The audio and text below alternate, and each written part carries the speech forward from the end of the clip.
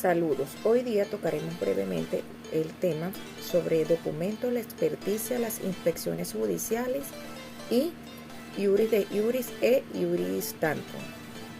Bien, para iniciar decimos que los documentos provienen del latín documentum, un documento que no es otra cosa que una carta, diploma, escrito, que los mismos ilustra acerca de un hecho, situación o circunstancia. También se trata del escrito que presenta datos susceptibles de ser utilizados para comprobar algo. Decimos también que la definición de documento es el término general comprensivo de cuanto consta por escrito o gráficamente, como un contrato, un libro, una carta, un plano, una fotografía, etc.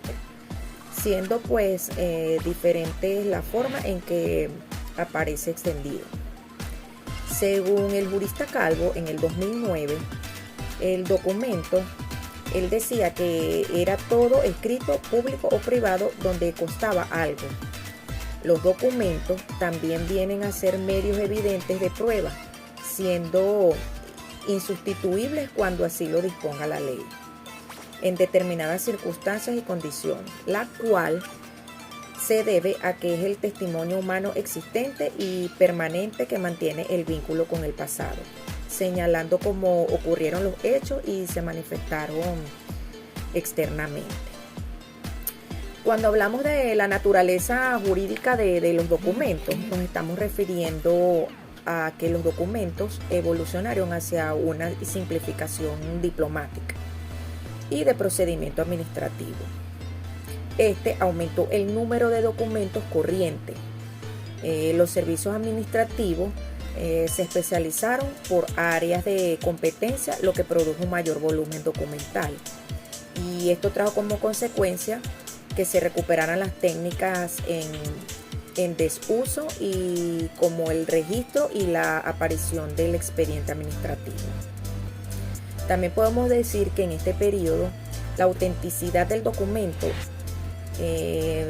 entre comillas, desaparecida, ya la noción de los archivos públicos estaban en función de ciertas formalidades diplomáticas, tales como la redacción, la autoridad de procedencia y el sello, como representación física y notaría de la autoridad de lo que se expedía. Cuando hablamos de la clasificación de los documentos, nos estamos refiriendo a lo que es el documento público, que es aquel autorizado por el funcionario público competente, con facultad para dar fe pública y teniendo como finalidad la de comprobar la veracidad de los actos y relaciones jurídicas que han de tener influencia en la esfera del derecho, siendo valederos contra toda clase de personas. En nuestro Código Civil, en su artículo 1357, señala que es un instrumento público o auténtico, en el que ha sido autorizado con las solemnidades legales por un registrador, por un juez o otro funcionario o empleado público, que tenga facultad para dar fe pública y en el lugar donde el instrumento se haya autorizado.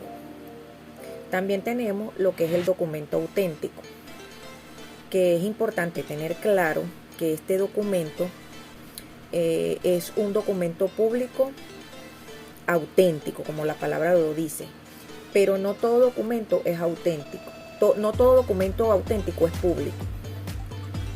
Explicando esto, se puede afirmar junto a Brewer Carias que el documento es público por lo que forma o interviene en su formación un funcionario público, facultado por la ley para autorizarlo y dar certeza de los hechos jurídicos que en él se han realizado, visto u oído, y el documento auténtico, que son aquellos formados únicamente por los particulares, que después de formados y solo debido a la intervención a posteriori del funcionario es que este obtiene una verdadera certeza de quienes con sus autores y de que el acto se realizó.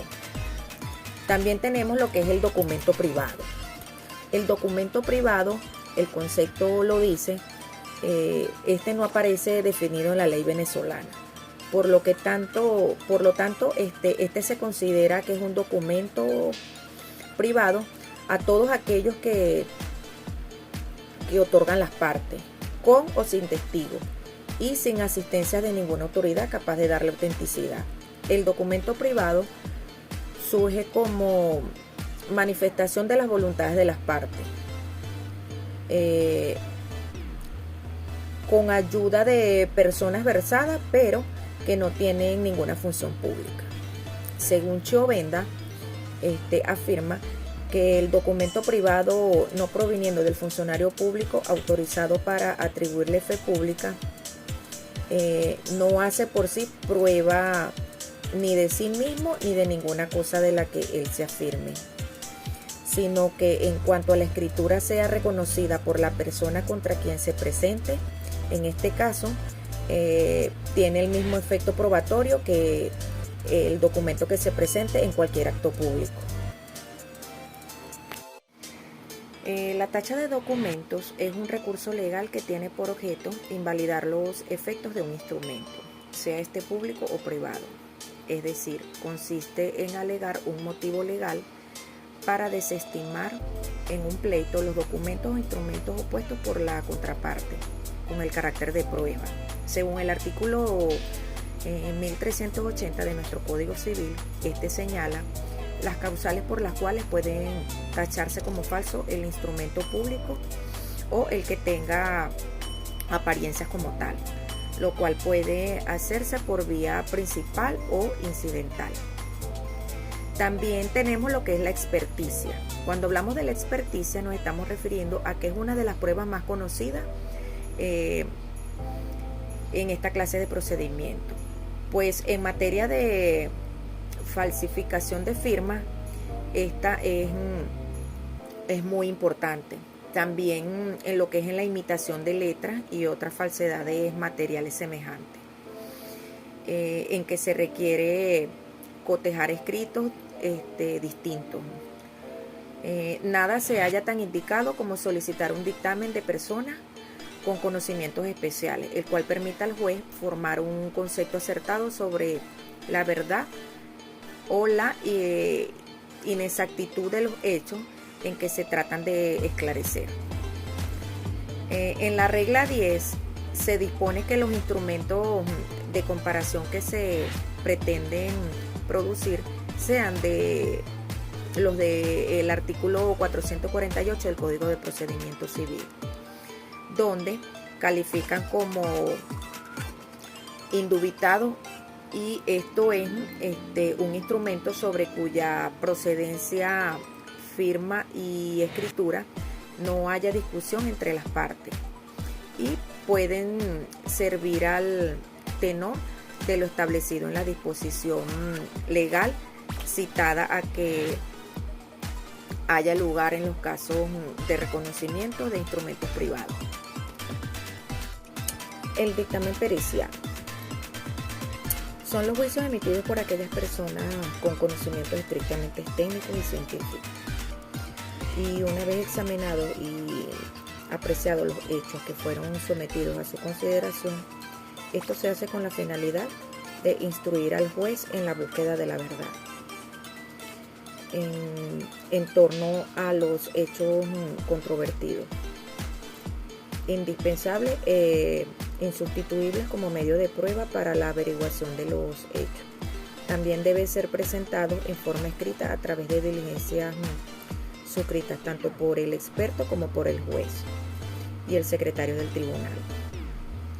Igualmente, aquí en lo que es el dictamen pericial,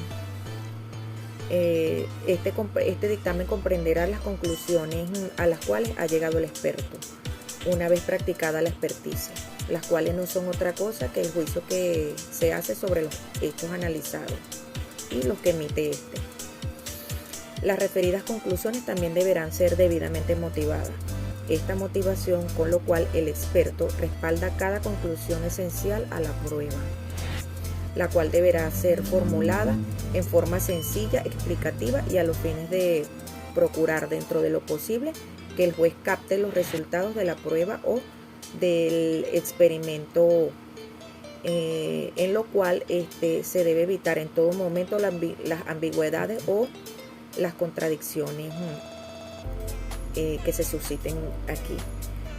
También está obligado no solo a considerar las observaciones que en forma escrita hayan formulado las partes, sino que deberán también ser acompañadas en original a su dictamen para dejar constancia de esta.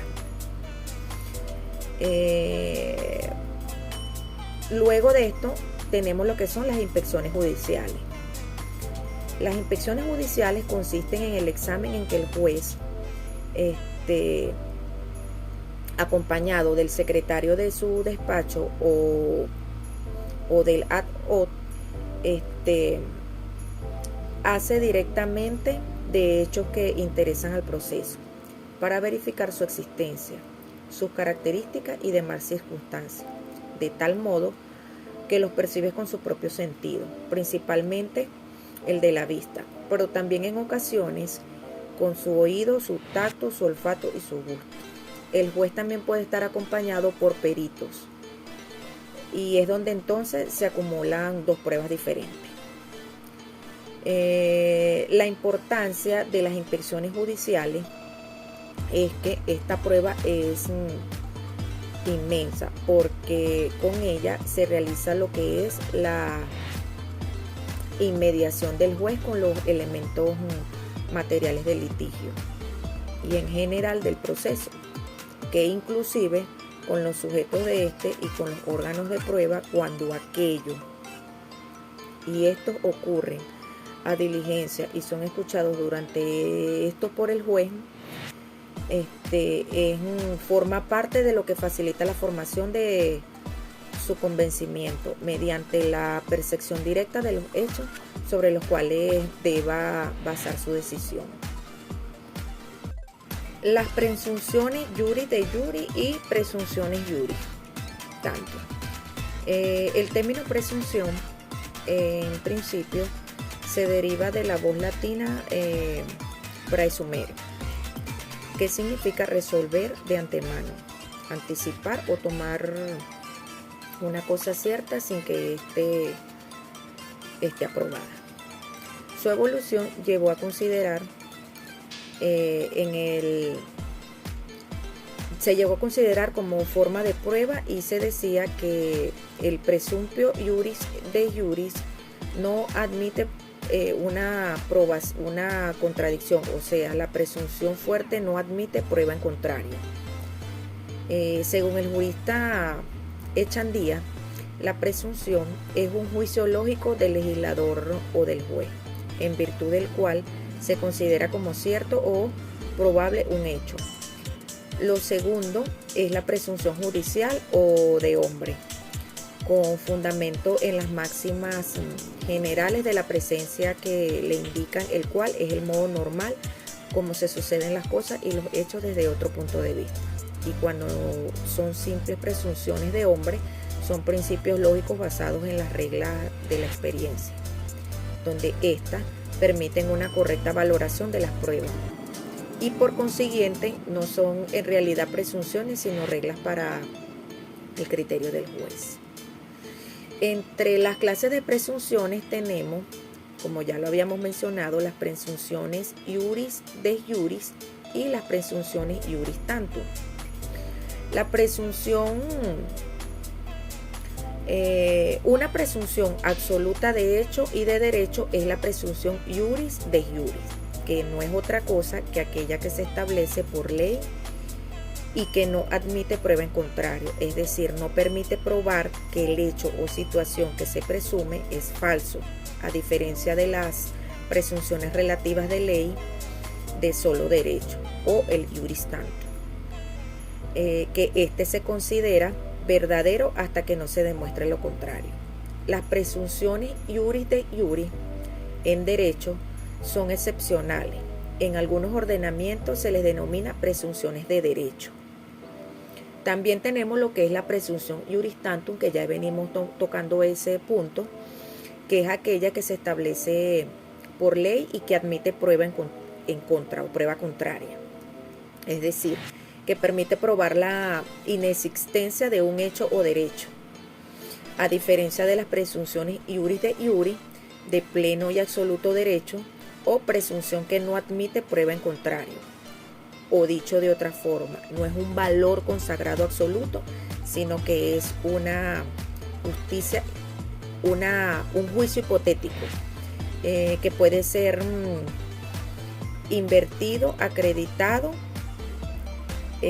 a un acto ilegítimo. La mayoría de las presunciones que se encuentran en el derecho son iuris tantum, como por ejemplo la presunción de legalidad de los actos administrativos que pueden ser desvirtuados por el interesado, demostrando que los mismos violan el orden jurídico.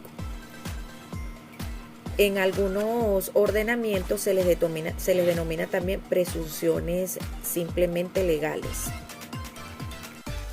Para concluir, los documentos según el jurista Calvo en el 2009 es todo escrito público o privado donde consta algo. Los documentos vienen a ser medios evidentes de prueba, siendo insustituibles cuando así lo disponga la ley. Y esto se hace en determinadas circunstancias y condiciones, lo cual se debe a que en el testimonio humano existe permanentemente lo que mantiene el vínculo con el pasado, señalando cómo ocurrieron los hechos y se manifestaron externamente. En cuanto a la experticia, podemos decir, en conclusión, que se efectúa sobre puntos de hecho y debe versar sobre aquellos puntos donde el juez no está en condiciones de comprobarlo personalmente, debido a que para su apreciación se requieren conocimientos especiales. Cuando nos referimos a la importancia de la inspección judicial, nos estamos refiriendo a que esta es muy importante e inmensa, porque con ella se realiza la inmediación del juez con los elementos materiales del litigio y en general del proceso, e inclusive con los sujetos de este y con los órganos de prueba. Esto cuando aquellos y estos concurren a la diligencia y son escuchados durante ellas por el juez. Y por otra parte, le facilita la formación de su convencimiento mediante la percepción directa de los hechos sobre los cuales debe versar su decisión. Muchísimas gracias.